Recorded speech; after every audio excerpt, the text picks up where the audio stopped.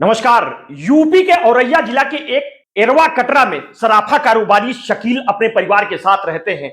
होली से 2 दिन पहले ही शनिवार यानी 23 मार्च को शकील का 13 साल का बेटा शुभान दोपहर में अपने दोस्तों के साथ क्रिकेट खेल रहा था। बाहर निकला था लेकिन देर शाम तक वो घर नहीं लौटा। हर जगह तलाशने के बाद शनिवार को रात को ही शुभान के पिता ने थाने में अपने बेटे की गुमशुदगी की रिपोर्ट लिखा दी। रिपोर्ट लिखने के फौरन बाद औरैया पुलिस तुरंत हरकत में आती है और एक मीडिया रिपोर्ट में प्रकाशित खबर के अनुसार घर वालों से पूछताछ करने पर पता चला कि इधर कुछ वक्त पड़ोस के रहने वाला रियाज उर्फ मुन्ना शुभान के करीब आने लगे थे। शनिवार को रियाज ने ही उसे मैच खेलने के लिए बुलाया था। सूचना पर पुलिस ने जब मुन्ना को तलाशा तो पता चला कि वो घर पर ही नहीं है। पुलिस का शक और गहराया। इसी दौरान जांच में पता चला कि मुन्ना के साथ साथ उसके 3 और दोस्त भी गायब हैं। अब पुलिस ने मुन्ना और उसके तीनों दोस्तों के मोबाइल की कॉल डिटेल खंगालना शुरू कर दिया तो पहला क्लू यही निकल के आया और यह शक बढ़ गया। अचानक मुन्ना दिल्ली की तरफ क्यों जा रहा है? मुन्ना और उसके दोस्तों के मोबाइल के जरिए जब उनकी लोकेशन को ट्रेस करना शुरू किया गया तो पता चला कि वो नोएडा और बुलंदशहर होते हुए बाहरी दिल्ली की तरफ जा रहे हैं। औरैया पुलिस ने नोएडा पुलिस और फिर दिल्ली पुलिस से संपर्क साधा। इस दौरान औरैया पुलिस ने पाया कि मुन्ना लगातार 4 लोगों से फोन पर बातें कर रहा है और वो चारों दिल्ली के अपराधी हैं। ये इनपुट औरैया पुलिस ने दिल्ली पुलिस से साझा किया। अब दिल्ली पुलिस दिल्ली के उन चारों बदमाशों के मोबाइल के जरिए उनका लोकेशन ट्रेस करने में जुट गई। इसी दौरान उन्हें पता चला कि उन चारों का लोकेशन दिल्ली के पश्चिमी बिहार इलाके में है। बीच औरैया पुलिस की एक टीम इसी बीच दिल्ली के लिए रवाना हो चुकी थी। अब दिल्ली पुलिस की मदद से वे लोग पश्चिम बिहार के उस इलाके में पहुंचते हैं जहां चारों का लोकेशन मिल रहा था। इत्तेफाक से मोबाइल ने चारों का जो लोकेशन बताया था ठीक उसी जगह पर चारों लड़के एक कार के पास खड़े थे। पुलिस ने चारों को मौके पर ही दबोच लिया। पकड़े गए आरोपियों में से एक अवधेश और उसके बाकी 3 साथी थे। दरअसल शुभान को अगवा करने के बाद मुन्ना अपने 3 साथियों के साथ औरैया से दिल्ली पहुंचा था। दिल्ली आने के बाद उसने शुभान को अवधेश और उसके गैंग के हवाले कर दिया।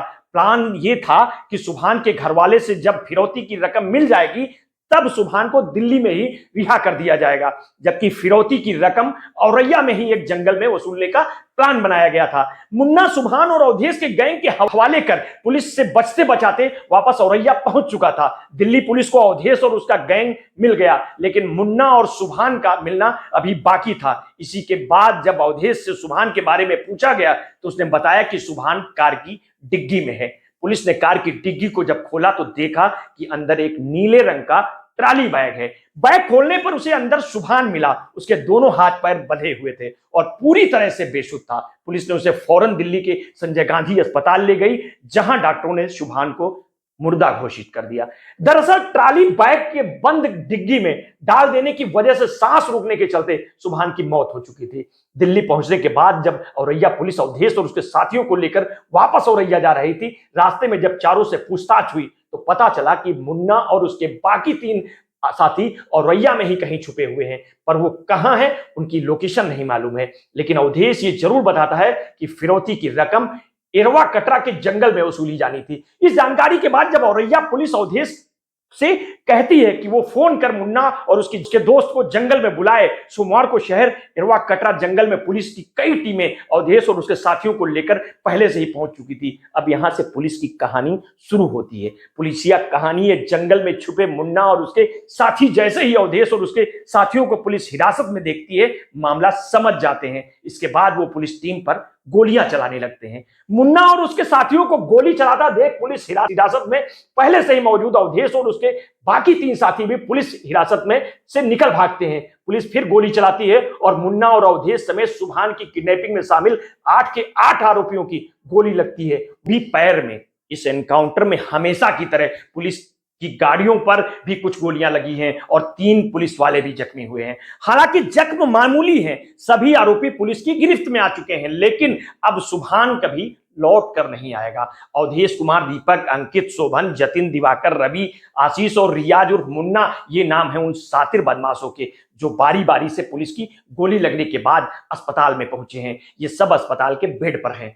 आठों के आठ घायल हैं। आपको बता दें, आठों के आठ के दाहिने पैर घायल हुए हैं या फिर बाएं पैर। दाहिने और बाएं पैर को छोड़ दें तो बाकी कहीं भी जख्म नहीं है, ना ही इनके जिस्म पर कोई चोट के निशान है। यूपी पुलिस का निशाना ही इतना सटीक था कि मजाल है कि क्या उनकी मर्जी के बिना गोली 1 इंच भी इधर या उधर हो जाए। गोली लगी भी जहां वो चाहे, जहां वो मारना चाहे। फिलहाल पुलिस सभी आरोपियों को एनकाउंटर के बाद गिरफ्तार कर चुकी है। आज के दौर में एनकाउंटर की वही जानी पहचानी कहानी, ये आठों बदमाश यूपी पुलिस के एनकाउंटर का शिकार हुए हैं। उन आठों की गिनती के साथ उन सैकड़ों मामलों के इस तरह के मामले भी शामिल हो चुके हैं जिन्हें एनकाउंटर के नाम पर यूपी पुलिस ने एक ही जगह पर निशाना लगाकर गोली मारी है। यूपी पुलिस के इस एनकाउंटर के सच के बारे में इससे ज्यादा कुछ कहने की जरूरत नहीं है, इसलिए अब एनकाउंटर से पहले की कहानी पर चलते हैं। हालांकि एनकाउंटर के पहले यूपी पुलिस ने जो किया उसके लिए उसकी तारीफ करनी चाहिए, पर दुख इस बात का है कि मासूम बच्चे को बचाने की कोशिश तो पुलिस ने पुरजोर की, लेकिन उसे बचाया नहीं जा सका। मिलते हैं हम नेक्स्ट किसी अपराधी की स्टोरी पर। अपना ध्यान रखिए, और अगर आपने अभी तक हमारे इस चैनल को सब्सक्राइब नहीं किया है तो कर लीजिए। अगर आपको हमारी स्टोरी अच्छी लगी है तो हित मित्र शुभचिंतकों में शेयर कर दीजिए। अपना ध्यान रखिए। बहुत बहुत धन्यवाद। साधुवाद।